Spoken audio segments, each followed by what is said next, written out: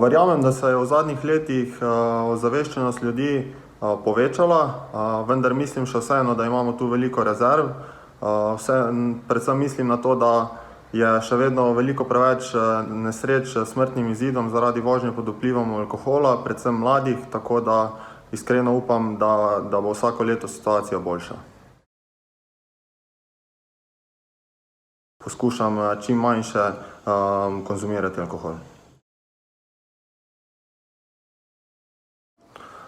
Močno obsojam vožnjo pod vplivom alkohola.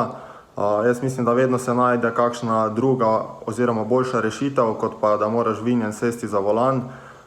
Tako da definitivno bi ob tem primeru poklical motaksi oziroma nekako drugo prevozno sredstvo, samo da pač dejansko res ne bi on tisti, ki bi vinjen vozil domov. V bistvu tako pravi pregovor z glavo na zabavo.